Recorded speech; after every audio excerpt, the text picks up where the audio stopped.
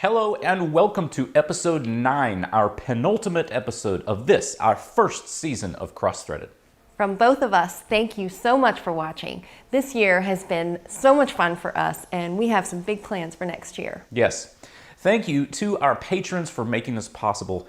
We're going to be gone for a few weeks while we get married and enjoy the holidays, but look for us early in 2017 with lots more shenanigans.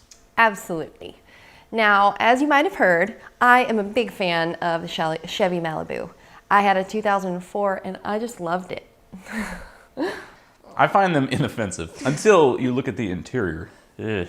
But unquestionably, some of the Malibu marketing is weird. Now, for example, here's a recent Chevrolet advertisement that seemed to us to be a bit strange.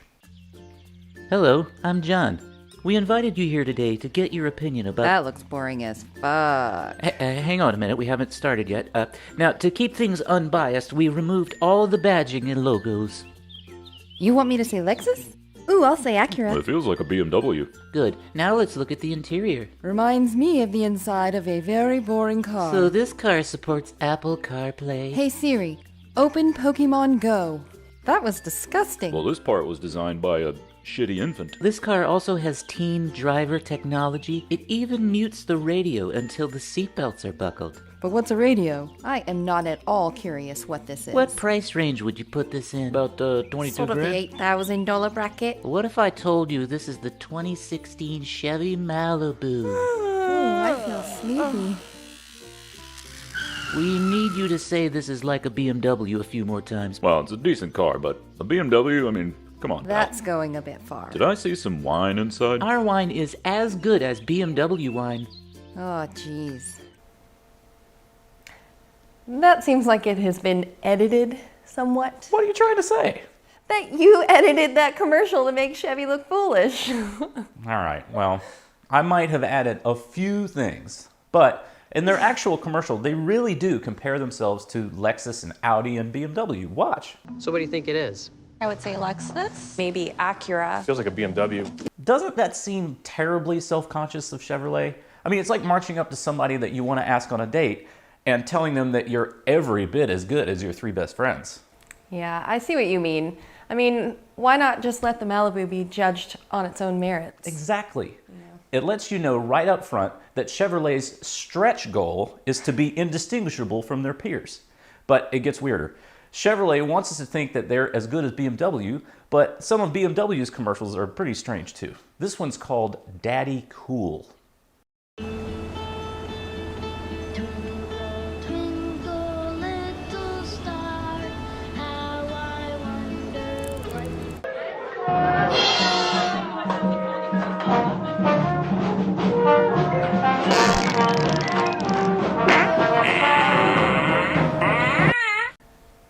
I think you've edited that one too. No. That's exactly as it came from BMW. I don't believe you.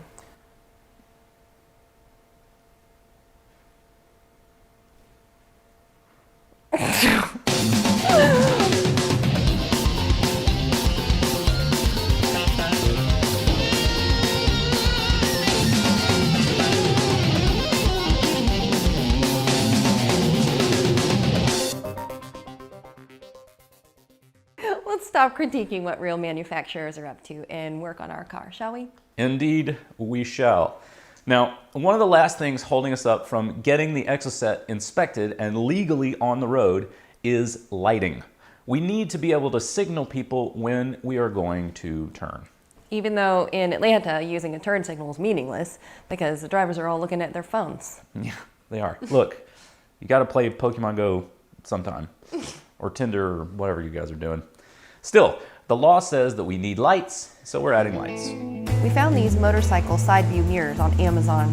Since we need side mirrors anyway, and they have yellow blinky lights installed, we figured, hey, 2 birds, 1 stone. But since we installed them, basically every time we go into the garage, we bump into the side mirrors. We're thinking we're going to have to move them a little bit more inboard at some point.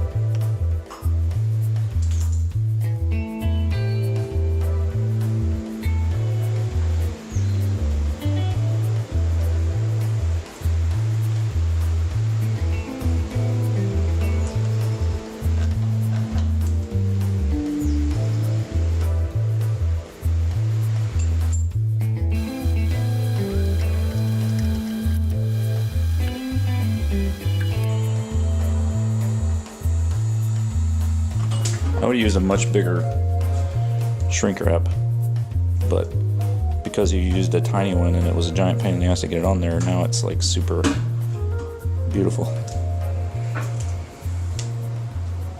Okay, I have to tell you about a screw up at this point. Another one. The headlights that we're installing are called Dominators, and they're meant for motorcycles. We got them from Exomotive's website. There are some fancier LED options, but we're balling on a budget here. Yeah, no question. So I cut the Exocet harness to splice on the plug for the headlight after many trips back and forth to the computer to review the wiring harness. Now, once I had it figured out, I was able to help Megan get her side wired up. Only within 2 seconds of starting work on her side, she opened up the light cover to find that the plug already on the harness fits directly on the light. No cutting or splicing required. Maybe someone should look at the work they're getting ready to do so they know what's needed before they start. Look, honey, I like to charge in. I lead from the front, all right? Just like George Washington. Your pants are unzipped, General. It's a functional cooling vent, and George Washington would have wanted my pants that way. America. Oh boy.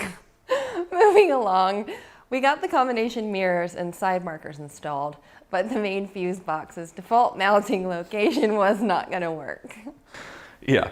In the Miata, the fuse box mounts on the driver's right, inside the engine compartment, up against the firewall. But on the Exocet, that spot is likely to be pretty splashy. Our wiring is dodgy enough, thank you, Jim. After having us hacking on it, we don't need it filling up with filthy puddle water, too. And so we must relocate the main fuse box to the cockpit area, also known as the dong bowl or boner basket. Those are all lies, folks. Don't use those terms. Use those terms. Hey. So what we want to do is we want to end up with it mounted something like that.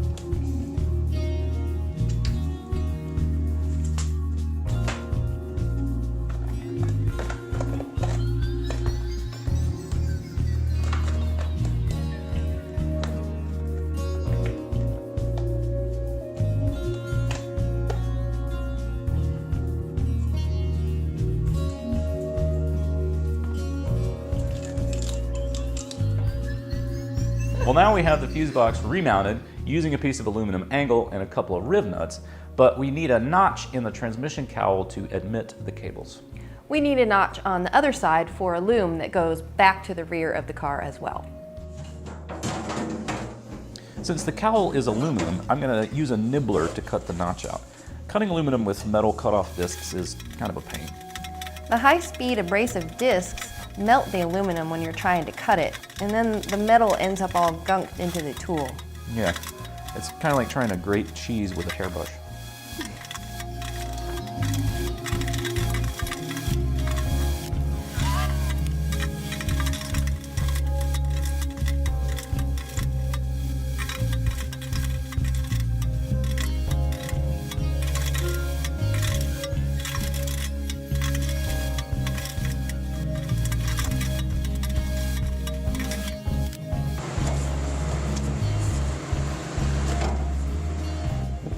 After the holes were checked for size and placement, we used some rubber grommets and edge trim to protect the wires from the sharp edge of the sheet metal. Yeah, someone should have taken a video of that.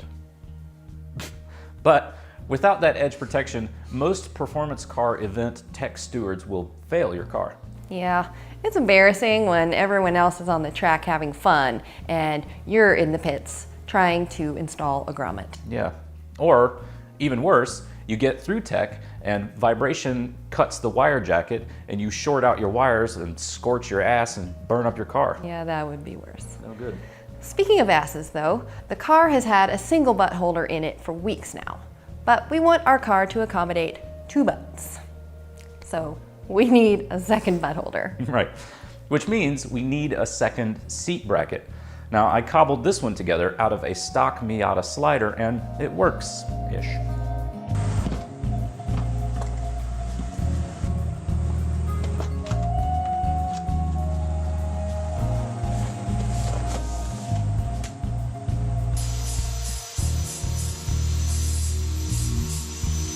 We also installed the rear bulkheads using 1 cap head screw each.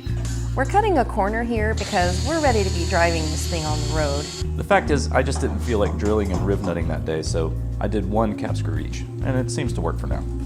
We could just rivet these on, but being able to take them off to work on stuff behind them will be good later. Or at least that's how we're justifying being lazy. And finally, for this penultimate episode, we come to a point of personal pride for me.